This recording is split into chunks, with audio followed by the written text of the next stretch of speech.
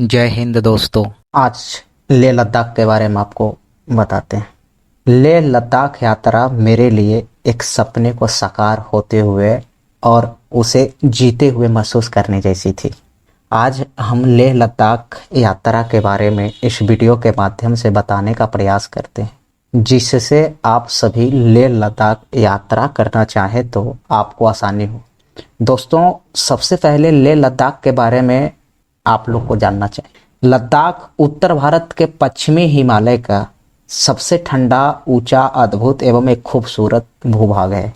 लद्दाख को भारत का ठंडा रेगिस्तान, कोल्ड डेजर्ट ऑफ इंडिया भी कहा जाता है। यहाँ की जलवायु अत्यंत शीतल, शुष्क एवं कठोर है और यहाँ की वार्षिक औसत टेम्परेचर 5 डिग्री सेंटीग्रेड रहता है। पूरे लद्दाख पर बौद्ध धर्म और दर्शन का गहरा प्रभाव देखने को मिलता है। आगे बढ़ने से पहले एक जरूरी सूचना, लद्दाख अगर आप आते हो तो प्रीपेड सिम वर्क नहीं करेगा, तो आप पोस्टपेड सिम का जुगाड़ करके यहाँ आए। दोस्तों, शुरू करते हैं हम अपनी यात्रा। लद्दाख भारत के प्रमुख टूरिस्ट डेस्टिनेशन में से एक है। लद्दाख कैसे जाएं, लद्दाख में कहाँ कहाँ रुकें, लद्दाख में खाने की क्या व्यवस्थाएं हैं, लद्दाख हमें कब जाना चाहिए और कितने दिनों का स्टे प्लान बनाएं, लद्दाख में कहाँ कहाँ घूम सकते हैं, साथ साथ में कितना खर्चा आएगा। दोस्तों बने रहें, मैं एक एक करके सारी बात बताते चलता हूँ। सबसे पहले हम लद्दाख कैसे पहुँचे, तो लद्दाख पहुँचने का 2 ऑप्शन है।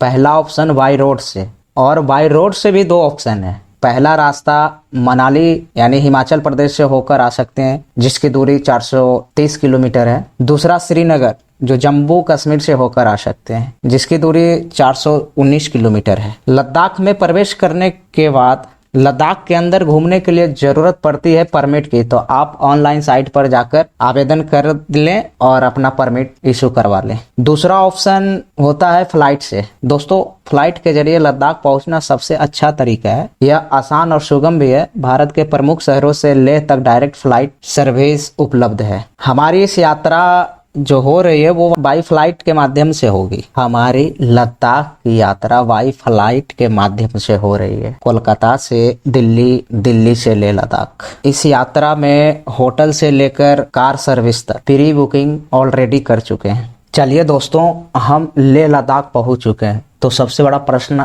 है कि हम लद्दाख में रुके कहाँ कहाँ। अब बात आती है लेह लद्दाख में हम कहाँ कहाँ ठहरने का प्लानिंग किस प्रकार के है, थोड़ा सा चर्चा कर लेते हैं। दोस्तों, लेह लद्दाख की यात्रा करने के लिए आपको 3 से 4 जगह पर स्टे करने का प्लानिंग करना पड़ेगा। पहला स्टे होगा आपका लेह, दूसरा स्टे नुब्रा और तीसरा स्टे पैंगोंग TSO होगा, और फिर हम वापस लेह में आकर रुकते हैं। लेह लद्दाख कब आना चाहिए? दोस्तों, लेह लद्दाख आने के लिए अप्रैल से अक्टूबर सबसे बेहतर टाइमिंग होता है। अक्टूबर के बाद यहाँ हैवी स्नोफॉल होता है, जिसके कारण पूरा मार्ग बंद कर दिया जाता है। अब रही बात लेह लद्दाख में कितना दिन का स्टे प्लान करें। दोस्तों, लेह लद्दाख में स्टे प्लान करने के लिए 7 दिन या उससे अधिक दिनों का प्लान बना सकते हैं। हमारी यात्रा 7 दिनों का है, उसमें से आप 2 दिन को कम कर लें। आप जितना दिन का भी प्लानिंग कर रहे हो उसमें आप 2 दिन कम कर लें। किस प्रकार से लेह लद्दाख में कहाँ कहाँ रुकेंगे,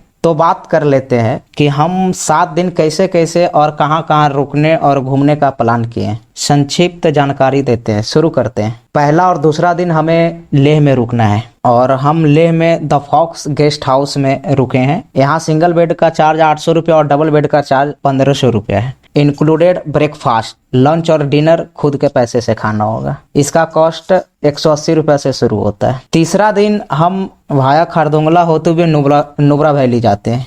तीसरा और चौथा दिन हम नुब्रा वैली में रुकते हैं। यहाँ हम ऑल गो के गेस्ट हाउस में रुकते हैं। यहाँ भी सिंगल बेड का चार्ज 1200 रुपये और डबल बेड का चार्ज 2000 रुपये देना होता है, इंक्लूडेड ब्रेकफास्ट और डिनर। 5वां दिन हम पैंगोंग TSO की ओर निकलते हैं। नुब्रा से यह 221 किलोमीटर की दूरी पर है। पैंगोंग में हम हिमालयन वुडन कॉटेज में रुके हैं। यहाँ भी सिंगल बेड का चार्ज 3000 और डबल बेड का चार्ज 4000 रुपये होता है, इंक्लूडेड ब्रेकफास्ट और डिनर। लंच आप अपने पैसे से खाइएगा। उसके बाद हम फिर छठा दिन वापस आ जाते हैं लेह, और सातवां दिन हम लेह लद्दाख से विदा लेते। इस प्रकार से ही हमारी प्लानिंग। कहाँ कहाँ रुकना और कितना दिन कहाँ रुकना उसकी चर्चा हो चुकी है। दोस्तों अब बात करते हैं लेह लद्दाख में हमें घूमना किस किस स्थान पर है। तो स्टार्ट करते हैं। पहला दिन हमें लेह में आराम करना है, क्योंकि बॉडी को हाई एल्टीट्यूड एडजस्ट करने दें, जिससे आपके स्वास्थ्य पर बुरा प्रभाव ना पड़े।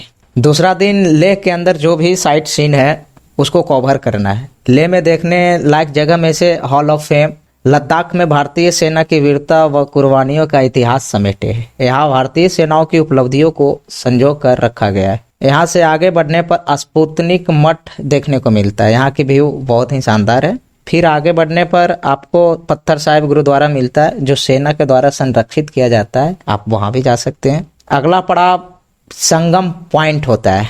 यहाँ जास्कर और सिंधु नदी की शक्तिशाली संगम होता है, तो ये भी बहुत अच्छा स्थान है पर्यटक के लिए। उसके बाद अगला पड़ाव जो है वो मैग्नेटिक हिल है, जो कारगिल लेह राजमार्ग पर एक छोटा खिंचाव है। यह स्थान पर्यटकों के बीच फेमस है, जहां ग्रेविटेशन बलों को पास के पहाड़ों से एक चुंबकीय खिंचाव के कारण विचलित किया जा सकता है।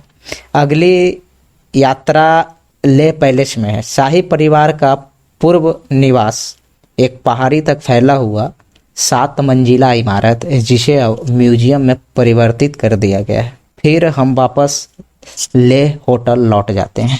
तीसरा दिन लेह से सुबह 8 बजे ही भाया खारदुंगला होकर नुब्रा वैली निकलते हैं। रास्ते में खारदुंगला दर्रा में रुकते हैं। यह रास्ता दुनिया के दूसरा सबसे ऊंचा वाहन चलाने योग्य रास्ता है। इसकी हाइट 5359 मीटर है। यहाँ आप 50 से 60 मिनट बिताएं और आसपास के वातावरण, बर्फ से ढके पहाड़ों के अद्भुत शानदार दृश्य का आनंद लें। इस हाइट पर सांस लेने के लिए ऑक्सीजन का स्तर बहुत कम है, इसलिए बहुत सावधान रहें। दोस्तों जैसे ही खारदुंगला दर्रा पार करते हैं, दृश्य बेहद शानदार हो जाता है। सयोक नदी पार करने के बाद आपको नुब्रा की हरी घाटी दिखाई देती है। नुब्रा जाने के रास्ते में ही सयोक नदी के ऊपर डिस्किट मठ है। यहाँ भगवान बुद्ध का मैत्रेय रूप देखने को मिलता है, जो 32 मीटर ऊंचा प्रतिमा लगा है। इस मठ के आसपास बेहद शानदार परिदृश्य का आनंद उठा सकते हैं। फिर अगली पड़ाव